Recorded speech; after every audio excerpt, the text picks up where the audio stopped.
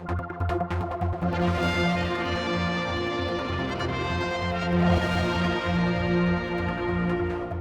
we're joined by Laurence Skelly from DED with this big announcement that's been released at midday on Friday that you're looking at what's going on down at the Villa and the Gaiety complex. I have to say, I had heard this through Jungle Drums quite a few days ago now. I was kind of thinking it isn't quite what they were thinking because I was hearing that they're going to sell it off, but you're not doing that. Over to you, really. I mean, you tell us what your plans are. No, not at all. This is not to sell this, what is very, very valuable and strategic asset for the Isle of Man, both culturally and I think, for government too. What we are doing here is actually following on from the scope of government report, of which there's been two over the last, 10 plus years, have identified a number of areas that we should look at alternative means of service delivery, and that's what we're doing here. Is we are looking and putting out expressions of interest for an alternative operator, and that is looking at the private sector effectively. So instead of people who are working for the government now and they're on payroll and they get holidays and they get pensions, you're going to move them into some sort of another company that will run it, privatising, but not the actual building. Yeah, what we're looking here is actually you're very, very right with regards to the staff and so forth there. What we have done, and this is why we've actually delayed the response, because we must tell them exactly what's going on before the announcement here today publicly. But no, what we're doing here is really testing the market. Is there an alternative operator out there in the private sector that would operate the Villa and the Gaiety? Everyone remembers the stories about the bottle washers at the Villa, where they were on X amount, and the private sector, they were paying half that amount, for instance, because the things had gone in different directions over the year. Is that the sort of thing you're trying to look at, getting the staff on the cheap, basically? No, it's nothing to do with, to be quite frank, it's nothing to do with the staff. It's really about the overall operation. We as government are in a commercial enterprise here, and the scope of government challenged us to say, should government be in the commercial business? And this is what we're trying to do. Is we have a situation here where we've got a very limited market, and people always say, well, you'll always need a subvention, and it's obviously a very substantial subvention. And so I think our duty to the taxpayer is, we've had a report here that says you should test the market, and that's exactly what we're going to do. But this is the overall operation of both facilities, very important facilities. You've got the Gaiety Theatre, you've got the Villa, you've got the Royal Hall, you've got the cinema, you've got all the other facilities that go with that. I mean, I've used that thing many times when I talk to people. Probably the only government this side of Russia that actually runs a cinema. I mean, that is correct. Something that clearly a government shouldn't really be in, and that would be another part of this that would be opted out. It has to be part and parcel of the overall package. Are you looking for one person to take it all on, or are you looking to put a different operator potentially into each area? We believe that as a joint operating operation, shall we say, with the Villa and the Gaiety, there's a number of shared services there that would really demand that you can operate it as one entity. We did investigate the prospect of decoupling.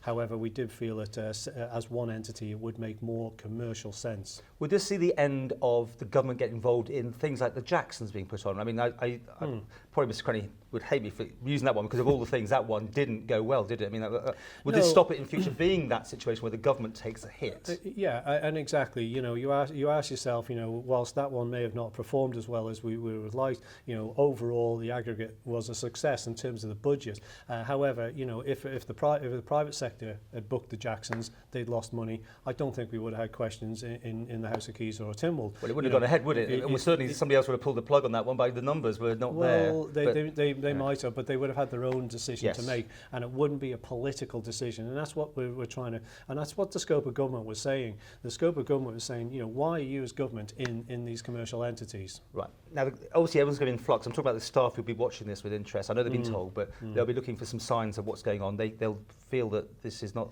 what they want. But what reassurances will you be able to put into place? Will they be taken on at the same rates? Will the same amount of people be required?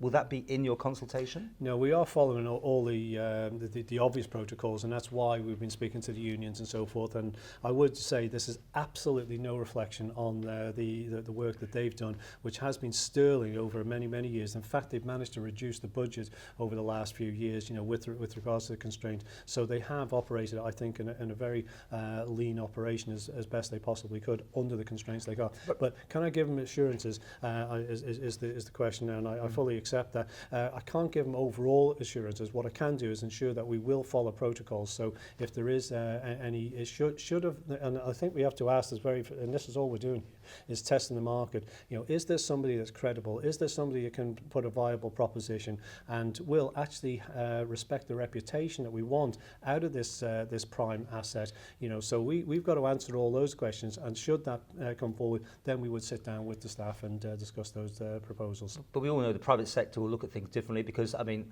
the staff you got there come Christmas, or the TT, whatever the real pinch points when they're working very long hours and therefore overtime is incurred.